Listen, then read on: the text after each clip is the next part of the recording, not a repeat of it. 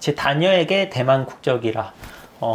대만 화교도 이 법안의 수혜 대상자라고 해요. 저출산 고령화로 이제 천천히 외국인 인재를 받으려고 준비하고 있는데요. 대만에서는 국적 이야기는 나오는 건 없고요. 안녕하세요. 어쩌다 보니 외국에서 10년 넘게 살고 있는 바른 애국 생활입니다.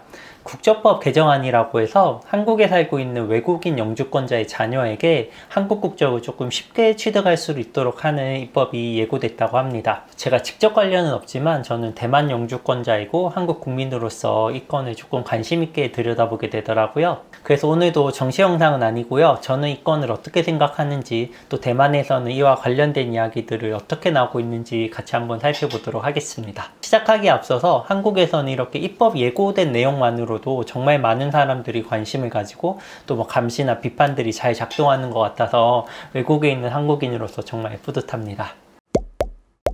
먼저 영주권과 국적에는 여러 가지 차이가 있겠지만 가장 큰 차이점은 추방을 당할 수 있느냐, 추방을 당할 수 없느냐로 볼 수 있을 것 같아요.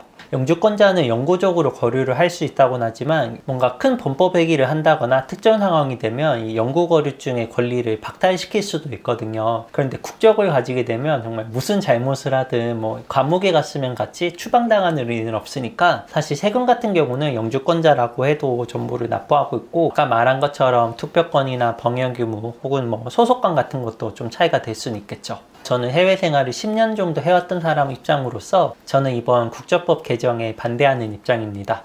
다른 여러 가지 이유가 있을 수 있겠지만 실효성이 크지 않다는 게 반대하는 가장 큰 이유입니다. 지금 이 법이 그대로 발효가 되면 처음에는 3,000명, 그 이후부터는 매년 600에서 700명 정도가 혜택을 본다고 하는데요. 제가 어떤 법을 공부할 때는 이게 모든 사람에게 적용될 수 있느냐 아니냐가 중요하다고 배웠는데, 이렇게 매년 600명, 700명한테만 적용되는 법안을 이렇게 조금의 논란이 있음에도 그대로 해야 하는지는 조금의 의문이 있고요. 그래서 이번 법무부 이야기를 들어보면 출산율이나 고령화 사회에도 이런 정책들이 도움이 된다라고 하는데, 모르겠어요. 정말 매년 600명 정도의 국적자가 생긴다고 해서 출산이나 고령화에 도움이 될지는 잘 모르겠습니다. 그리고 가장 많이 이야기되는 것 중에 하나가 해외 인재를 유입하는 데도 도움이 된다라고 하는데, 사실 해외 인재를 유입하는 데는 저도 외국에 나와 있지만 영주권이라든가 아니면 다른 혜택으로도 충분히 가능한 상황이거든요. 꼭 영주권자의 자녀에게 한국 국적을 준다고 해서 그 사람들이 한국에 남아있을 이유는 크게 되지는 않는 것 같아요. 정말 국적이 필요한 인재라면 특별기와 같은 정책도 있기 때문에 이렇게 일괄적으로 영주권 자녀에게 혜택을 주는 정책은 조금 실효성이 떨어진다고 생각합니다. 그리고 한국뿐 아니라 보통 해외에서 살고 있는 외국인의 경우에는 그 현지인들과 이렇게 혼인관계를 맺어서 생활하는 경우가 많잖아요. 그러다 보면 속인주의라고 해서 부모 중에 한 명이 그쪽 국적을 가지고 있으면 그 자녀는 자연스럽게 국적을 가질 수 있게 되기 때문에, 어떻게 보면 지금 이야기되는 게 조금의 속지주의의 개념도 포함하고 있는데, 굳이 이런 개념을 가지고 오지 않더라도 부모의 국적만으로도 자녀에게 국적을 줄 수 있기 때문에 이번에 이야기되는 법안은 실효성이 조금 더 떨어지는 것 같습니다. 자, 그럼 한번 상황을 바꿔서 생각해 볼게요.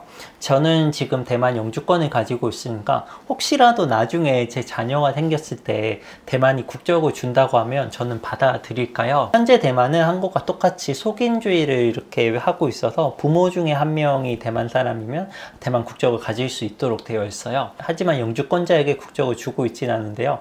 그렇게 됐다고 가정하고 한번 생각을 해보면 제 자녀에게 대만 국적이라 모르겠습니다. 사실 한국 국적이 아무래도 생활을 하는 데나 해외 생활을 하는 데는 조금 더 메리트가 있다고 생각을 해요. 그래서 저 같은 경우도 이렇게 가장 먼저 드는 생각이, 국적을 받았을 때 어떤 게 내 자녀에게 더 도움이 될지를 먼저 생각한다고 하면, 이번에 이야기되는 법안으로 한국이 국적을 준다고 해도 그 외국인 입장에서는 이게 도움이 되는지 안 되는지부터 먼저 판단을 하려고 할 것 같아요. 저는 그래서 우리나라 법무부가 정말 해외 인재를 유입하고 싶고 국적을 주면서 해외인을 한국에 머물게 하고 싶다면 이런 제도 개선도 중요하지만 사회 전체적으로 이민을 받아들일 수 있는 더 발전된 사회가 되는 게 더 중요하다고 생각을 합니다. 거기에는 경제적인 요건도 되겠고 사회 전체적인 분위기가 되겠죠. 단순히 국적을 더 준다고 해서 국적 가진 사람들이 늘어난다고 해서 그런 사람들이 한국에 도움이 될지는 정말 큰 미지수라고 생각합니다. 참고로 대만도 한국만큼 이렇게 출산율이 낮진 않지만 저출산 고령화로 이제 천천히 외국인 인재를 받으려고 준비하고 있는데요.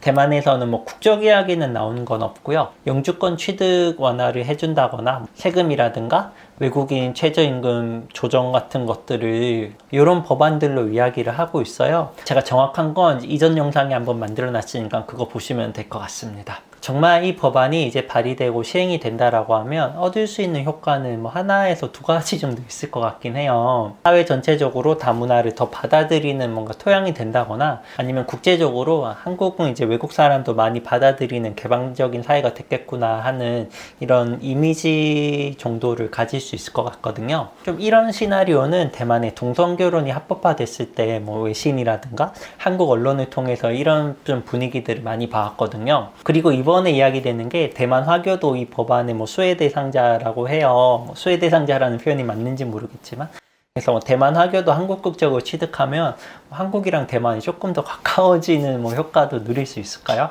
근데 뭐 워낙 인원이 적기 때문에 뭐 그렇게 크게 생각하고 있지는 않습니다. 그래서 이러한 이유인지는 모르겠지만 전 세계적으로도 미국이 속지주의를 택하고 있는 것, 유럽에서도 독일이랑 프랑스가 지금 이야기되고 있는 정책과 비슷한 거를 시행하는 걸 제외하면 세계적으로도 그렇게 일반적인 정책은 아닌 듯 합니다. 네, 그래서 저는 이제 외국 생활을 조금 해본 사람 입장에서 국적법 개정이 정말 실효성이 없기 때문에 굳이 국민들의 조금 이렇게 논란이 있는데도 밀어붙이려고 하는 거는 조금 아닌 것 같고요. 아직 법무부에서도 의견 수렴을 하고 있다고 하니까 정말 많은 사람들이 좀 이해할 수 있는 법안이 만들어졌으면 좋겠습니다. 혹시 저와 다른 의견 있으시면 조금 좋게 댓글로 남겨주시고요. 한 분 한 분 확인하도록 하겠습니다. 제가 법무부에서 나온 법안을 이렇게 좀 반대하는 입장을 말씀드렸다고 해서 정치적인 영상 아니니까 그런 오해는 정말 안 하셨으면 좋겠습니다. 네, 그럼 다음 영상에서 더 재밌고 좋은 영상으로 찾아뵙겠습니다. 감사합니다.